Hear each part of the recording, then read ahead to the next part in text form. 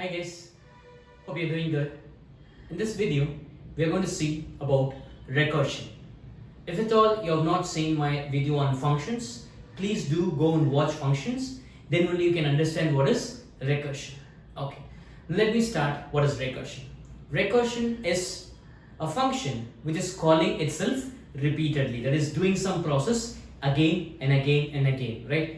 So you have seen in my previous video, if you have seen my previous video, you can understand, right? Whenever a function call happens, there will be a stack frame created.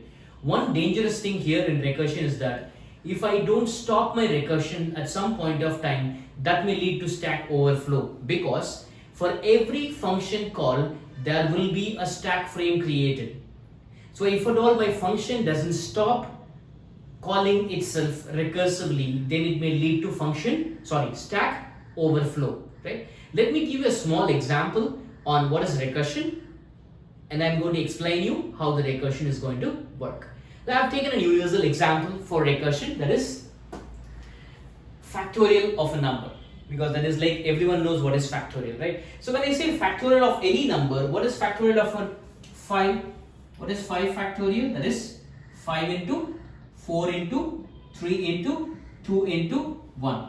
Now you can see what is happening here. If for all this is n minus 1. So n minus 1 will give you 4. This minus 1 will give you 3. 3 minus 1 will give you 2. 2 minus 1 will give you 1. So every time I am decrementing value 1 by 1. Right? So I am doing the same process of decrementing and multiplying. Right? So when I repeat some process again and again, either I go for a loop or a recursion.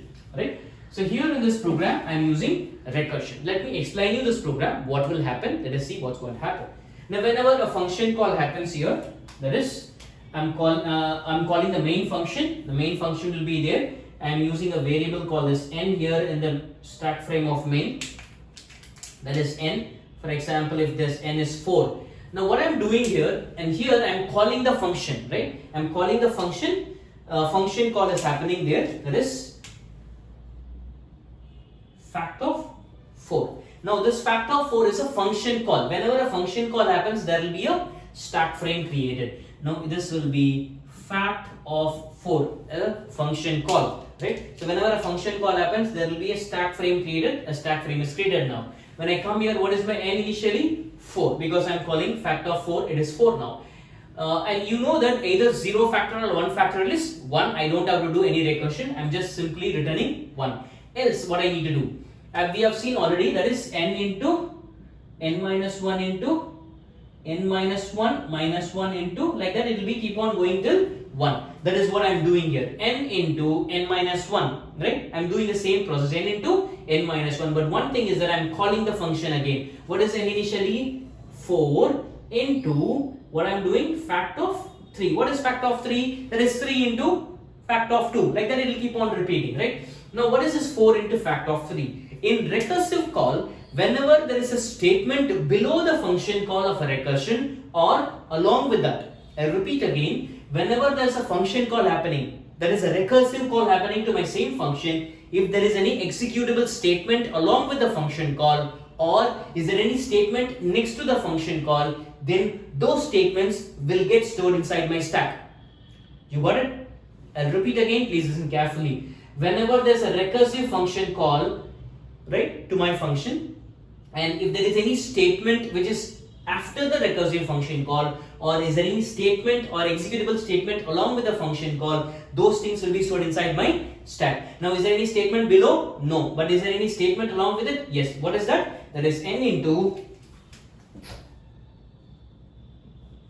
fact of n minus 1. What is n minus 1? That is 3. Right? I forgot to say one thing here, very important. That is, I may need to return.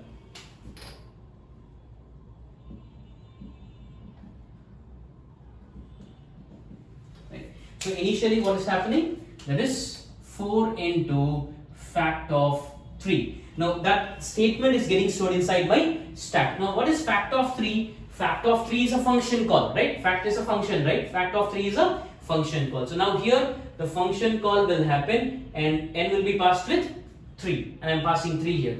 Now here is a function call, that is fact of 3.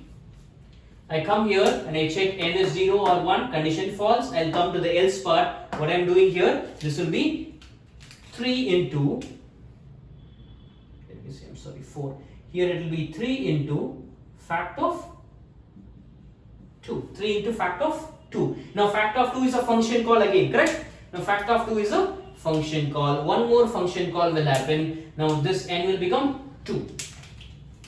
Now here I say fact of 2, a stack frame will be created. Now I come here, this condition fails, I'll go here, that is 2 into fact of 1, right? 2 into fact of 1. Again, fact of 1 is a function call? Yes. Now fact of 1 is a function call, that will happen here, fact of 1. So what is fact of 1? Now 1 is here, condition, that is n is 0 or 1, condition true, I'll say return 1. Return 1 where the function call happens. As we have seen in the previous video, right? Whenever the function has having some return type, it will go to the same line where the function call happens, right? So now this 1 will be returned to the same place where the function call happens. Where the function call happens, it happened here, right? So that this will be replaced with 1.